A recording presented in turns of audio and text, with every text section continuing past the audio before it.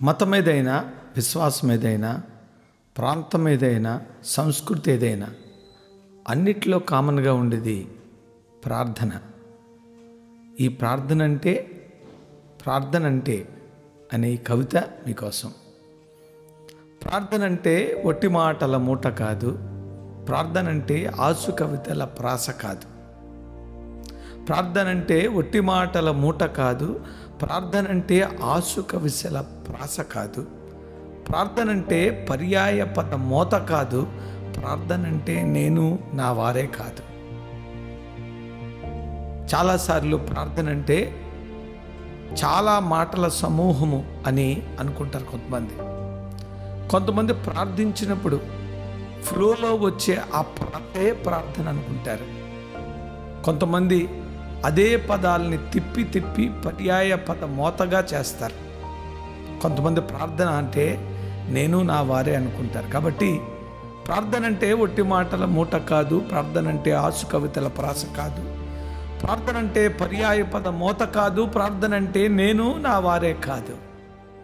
ప్రార్థన అంటే వేదవాక్కుల క్లాసు కాదు, ప్రార్థన అంటే పరమ తండ్రికి క్లాసు కాదు. చాలామంది ప్రార్థనలో అనేకమైన క్లాసులు ఎత్తుకుంటారు, మంచిదే, కానీ అదే కాదు. కొంతమంది అయితే ఇంకొంచెం ముందుకెళ్ళి దేవుడికే క్లాసు పీకుతూ ఉంటారు, నువ్వు ఎలా కాదా ఇలా కాదా అని. ప్రార్థన అంటే వేదవాక్కుల క్లాసు కాదు, ప్రార్థన అంటే పరమ తండ్రికి క్లాసు కాదు. ప్రార్థన అంటే గోడ గడియారం గంట కాదు, ప్రార్థన అంటే అంబులెన్సు ఎమర్జెన్సీ మోత కాదు. కొంతమందికి ప్రార్థన అంటే ఆ సమయానికి చేసుకునే ఒక ఆచారం. కొంతమందికి ప్రార్థన అంటే ఏదో నెత్తి మీదన పడిపోతే, ఏదో కష్టం వస్తే అందరికీ ఫోన్లు చేసి ఎమర్జెన్సీ అంబులెన్స్ మోతలా ప్రార్థించండి ప్రార్థించండి అని చెప్పడం కాదు.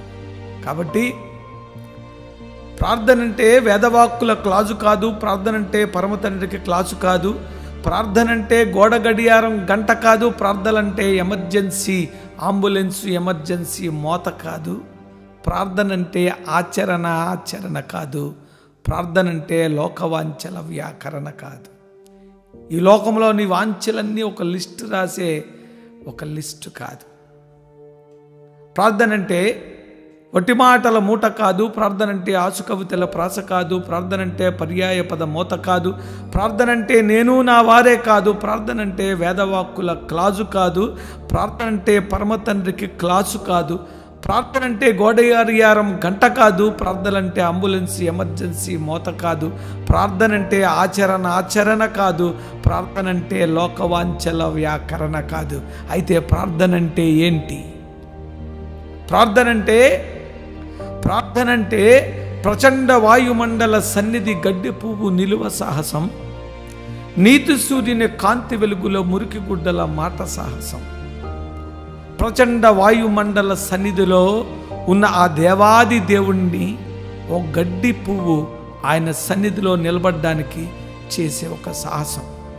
ఆయనేమో నీతి సూర్యుడు, మనమేమో మన నీతి మురికి గుడ్డ. అటువంటి నీతి సూర్యుని కాంతి వెలుగులో ఒక మురికి గుడ్డ ఒక మాట్లాడడానికి చేసిన సాహసమే ప్రార్థన. ప్రార్థన అంటే ప్రచండ వాయు సన్నిధి గడ్డి పువ్వు నిలువ సాహసం, నీతి సూర్యుని కాంతి వెలుగులో మురికి గుడ్డల మాట సాహసం. ప్రార్థన అంటే ప్రభుని సన్నిధిని నలిగి విరిగిన హృదయ బలియార్పణం, కొరచగానే కరుణహస్తం కృపను చూపగా కోరుకునే ఒక కారణం. ఒక్క ప్రార్థన అనే కారణం చేత దేవుడు తన సింహాసనాన్ని కదిలి వచ్చి ఆ కొరచగాని కరుణ హస్తాన్ని నీకు ఇస్తాడు. కాబట్టి ప్రార్థన అంటే ప్రభుని సన్నిధిని విరిగి నలిగిన హృదయ బలియార్పణం, కొరచగాని కరుణహస్తం కృపను చూపగా కోరుకునే ఒక కారణం ప్రార్థన. ప్రార్థన అంటే సిలువ రక్తపు సమిధ వెలుగులో ప్రభునికో విన్నపం. ఆ సిలువ అనే ఆ రక్తము కార్చకపోతే ఈరోజు తండ్రి అని పిలిచే ఆ యోగ్యత మనకి ఉండేది కాదు. కాబట్టి ప్రార్థన అంటే సిలువ రక్తపు సమిధ వెలుగులో ప్రభునికో విన్నపం. సర్వమెరిగిన సర్వశక్తిని సన్నిధానములో నిత్యము ఎగసే విజ్ఞాపన ధూపం. ప్రార్థన అంటే ప్రచండ వాయుమండల సన్నిధి గడ్డి పువ్వు నిలువ సాహసం, నీతి సూర్యుని కాంతి వెలుగులో మురికి గుడ్డల మాట సాహసం. ప్రార్థన అంటే ప్రభుని సన్నిధిని విరిగి నలిగిన హృదయ బలియార్పణం, కొరచగాని కరుణహస్తం కృపను చూపక కోరుకునే ఓ కారణం.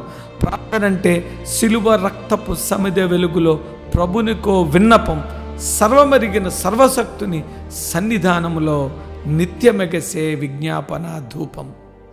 ఇదే కదా ప్రార్థన అంటే.